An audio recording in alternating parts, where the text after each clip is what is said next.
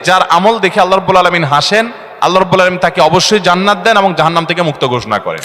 আমি অনেকবার তওবা করেছি, প্রত্যেকবারই ভঙ্গ হয়েছে। তাহলে কি আমি মুনাফিক হয়ে গেছি?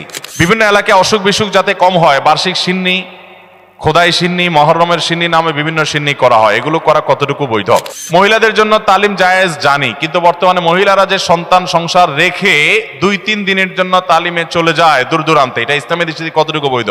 না, বিশেষ উদ্দেশ্য ছাড়া ফেসবুক বা মেসেঞ্জারে 3 বার কবুল বলি, তাতে কি আল্লাহর দরবারে বিয়ে কবুল হয়ে যাবে? এতে কি কোনো গুনাহ আছে? পোলাপান বান্দরামি করার জিনিস খুঁজে পাও না? না, আমি এখান থেকে গ্রামে যাব এবং ওই দিনই আবার চলে আসব, এক্ষেত্রে আমার নামাজ কি কসর করতে হবে? দেখুন, গ্রামে আমরা প্রত্যেকে যার যার বাড়িতে যখন যাব, সেটা আমাদের মূল ঠিকানা, আসল ঠিকানা হলে সেখানে আমি 1 ঘন্টার জন্য যদি যাই, নামাজ আমাকে পুরা পড়তে হবে। নিজের স্থায়ী ঠিকানাতে কখনো কসর হয়? পথে কসর হবে। বাড়িতে যখন চলে গেছেন, আপনার বাড়ি কুমিল্লাতে, আপনার বাড়ি চট্টগ্রামে, আপনার বাড়ি বগুড়াতে বা খুলনাতে বা সিলেটে, আপনার বাড়ি যেখানেই হোক না কেন, যখন সফরের দূরত্ব হবে, নিজের স্থায়ী ঠিকানায় 1 ঘন্টার জন্য যদি যান, সেখানে পুরো নামাজ পড়তে হবে, কসর চলবে। কিন্তু কিছু লোক আছে, গ্রামে বাড়ি আছে ঠিক আছে, কিন্তু তাদের গ্রামের বাড়ি এখন আর স্থায়ী ঠিকানা না। ধরুন আপনি ঢাকা শহরে বাড়ি কিনছেন বা ফ্ল্যাট কিনছেন, পাসপোর্টে, এনআইডিতে, সরকারি সব কাগজে পত্রে ঠিকানাতে আপনি স্থায়ী ঠিকানাও এটা, বর্তমান ঠিকানাও এটা। গ্রামের বাড়ি আছে, কিন্তু ওটা আপনার স্থায়ীও না, বর্তমান ঠিকানাও না, জাস্ট বেড়াইতে যান, ভাই বেড়াদাররা আছে, অন্যরা আছে, তাহলে ওইটাতে আপনি গেস্ট, সেখানে আপনি কসর পড়বেন। এবং এটা আপনার স্থায়ী এবং বর্তমান ঠিকানা হলে, অনেকে আছে বাড়িতে জমি জমা আছে, শুধুমাত্র থাকার ঘর বাড়িও নাই এবং ভাগযোগ হয়ে গেছে, সে শুধু গেস্ট হিসেবে যায়, ভাইদের মেহমান হয়ে যায়, তাহলে সে কসর পড়বে। আর না হলে স্থায়ী ঠিকানায় গেলে 1 ঘন্টার জন্য সে কি করতে হবে? পুরো নামাজ পড়তে হবে, যদি স্থায়ী ঠিকানা হয় তার গ্রাম। এরপরের প্রশ্ন হলো, আমি অনেকবার তওবা করেছি, প্রত্যেকবারই ভঙ্গ হয়েছে, তাহলে কি আমি মুনাফিক হয়ে গেছি? না ভাই, তওবা হওয়ার পর তওবা ভেঙে যাওয়াটা অস্বাভাবিক নয়। আপনারা খুশি হবেন শুনে, আমাদের রব আল্লাহ রাব্বুল আলামিনের একটা গুণবাচক নাম হলো তাওয়াব। কি নাম ভাই? তাওয়াবের মানে জানেন? আল্লাহু আকবার। রিপিটেডলি, বারবার যিনি বান্দার তওবা কবুল করেন। এই জন্য ভাই, একবার গুনাহ হয়ে গেছে, আল্লাহর কাছে তওবা করেছেন, চেষ্টা করছেন যে আর যেন না হয়, কিন্তু আবার শয়তান কাত করে ফেলে দিয়েছে, আবারও তওবা করে ফেলবেন এবং দুর্বল হবেন না। এখানে ইবলিস আপনাকে বলবে, তুই এতবার একই কাজ করে তওবা করছস আল্লাহর কাছে, আবার কোন মুখে তওবা করবি?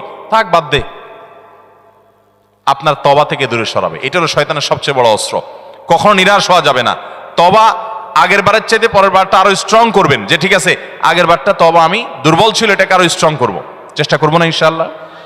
তাহলে তওবা বারবার করতে হবে, বারবার করতে হবে। ভেঙে গেলে আরো শক্ত, হার্ডলি তওবা করতে হবে, নিজের প্রতি নিজে শাসন চালাতে হবে। এভাবে ইনশাআল্লাহ সামনে আগাইতে হবে। ভারতবর্ষে একজন কবি বলেছেন, আরে ইয়ে কুস্তি তো হয় অমর ভর কি, কবি ও দাবালে কবি তু দাবালে।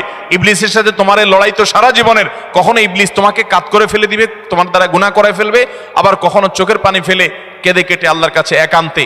ভাইরা, কিছু নির্জন সময় কাটানো দরকার। আমাদের কোনো নির্জন সময় নাই। নির্জন সময় হলে ওই মোবাইলে আমরা ঢুকে পড়ি, মোবাইল টোবাইল বন্ধ করে ফেলে দিনে রাতে 24 ঘন্টার ভিতরে 5 ওয়াক্ত নামাজের পরে আগে যে কোনো সময় অন্তত 2-4-5টা মিনিট একটু চিন্তা ভাবনা করবেন, একটু নিজের হিসাব মিলাবেন, আল্লাহর সাথে কথা বলবেন।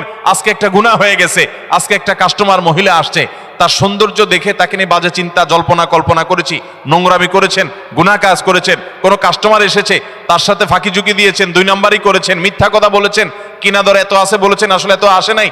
এই যে মিথ্যা বলেছেন কয়টা টাকার জন্য, এই টাকা দুনিয়াতে থেকে যাবে, মিথ্যাটা আপনার আমলনামা যুক্ত হয়ে আখিরাতে যাবে।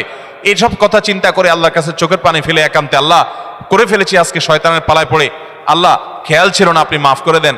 মালিক, আপনি মাফ না করলে কিয়ামতের ময়দানের শাস্তি হবে ভয়াবহ। দুনিয়াতে আপনি ছেড়ে দেন, আল্লাহ মাফ করে দেন। মাফ চায়া দুনিয়া থেকে ওইটাকে নিষ্পত্তি করেন, একটু চোখের পানি ফেলেন, সেজদায় পড়ে যান, 2 রাকাত সালাতুত তওবা নামাজ পড়ে আল্লাহর কাছে মাফ চান, এরপরের দিন আরো স্ট্রং করেন। এভাবে আপনি লড়াই চালাতে থাকবেন। আরে এই কুস্তি তো হয় অমর ভর কি, কবি ও দাবালে কবি তু দাবালে।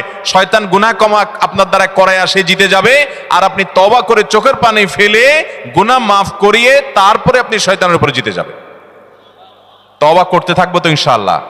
তওবা করতে কখনো ক্লান্ত হবেন, তওবা অব্যাহত রাখবেন, অনবরত রাখবেন। দুনিয়াতে কোনো ফেরেশতা মানুষ নাই, সবাই গুনাহ করে। এর মধ্যে সবচেয়ে উত্তম মানুষ হলো গুনাহ করার পর যে নিজের ভুল বুঝতে পারে নিজেকে শাসন করে সংশোধন করে সে তওবা করে মাপ চায়। মনে রাখবেন, যে ব্যক্তি তওবার শর্ত আদায় করে তওবার শর্ত কি? তওবার শর্ত হলো যে কাজটা করেছি গুনার কাজ, এটার জন্য নিজেকে নিজে শাসন করলাম, কেন আমি এত নিকৃষ্ট কাজ করলাম, আল্লাহ আমার প্রতি কত ইহসান করেছেন, কত অনুগ্রহ করেছেন, আমার জীবনে কত বিপদ এসেছে আল্লাহ উদ্ধার করেছেন, তাহলে আমি কেন এই গুনার কাজটা করলাম? নিজেকে শাসন করা, ভবিষ্যতে না করার পরিকল্পনা করা, লজ্জিত হয়ে চোখের পানি ফেলে আল্লাহর কাছে মাপ চাওয়া, এই কাজটা যদি আপনি বারবার করেন, আপনি নিশ্চিত থাকতে পারেন আপনার তওবা দিন দিন আস্তে আস্তে স্ট্রং হবে এবং একটা সময় আপনি গুনাহ ছাড়তে পারবেন ইনশাআল্লাহ। এই জন্য তওবা কখনো ছাড়া যাবে, যতবারই তওবা ভাঙুক তওবা আরো স্ট্রং করে করতে হবে। এরপরে প্রশ্ন হলো, কেউ কালো জাদুগ্রস্ত হয়েছে এমন যদি জানতে পারে তাহলে তার করণীয় কি? এ বিষয়ে আমরা বিভিন্ন জায়গায় প্রশ্ন পাই, ভালো করে শুনে রাখেন। বিশেষ করে আপনারা পুরান ঢাকার কাছাকাছি এলাকার মানুষ, পুরান ঢাকায় সবচেয়ে বেশি, চট্টগ্রামে প্রচুর পরিমাণে আছে। আমাদের দেশে এখন ব্ল্যাক ম্যাজিক, কালো জাদু যেটাকে আমরা বলি, এই কালো জাদু টোনা এগুলো এই পরিমাণ বাড়ছে, আমি সারা দেশে ঘুরে বেড়াই, শত শত হাজার হাজার মানুষের প্রশ্ন আমার কাছে আসে। প্রতি সপ্তাহে এভারেজ আমার কাছে অন্তত 25 থেকে 30 হাজার প্রশ্ন মানুষের আমার কাছে আসে আলহামদুলিল্লাহ। শুধুমাত্র শুক্রবারের লাইভে আমাদের 15 থেকে 20 হাজার এক ঘন্টার মধ্যে প্রশ্ন আসে। এই হাজার হাজার প্রশ্ন নিয়ে আমরা কাজ করি। মানুষের অবস্থা আমি জানি প্রশ্নগুলোর মাধ্যমে। এই দেশে প্রতিটা ঘরে ঘরে ব্ল্যাক ম্যাজিকের রোগী আছে। আল্লাহ যাকে বাঁচাইছে তারা ভিন্ন, কিন্তু আমি দায়িত্ব নিয়ে বলতে পারি ম্যাক্সিমাম ফ্যামিলিতে ব্ল্যাক ম্যাজিকের রোগী ভরা, আমরা টেরও পাচ্ছি না। ছোট পোলাপান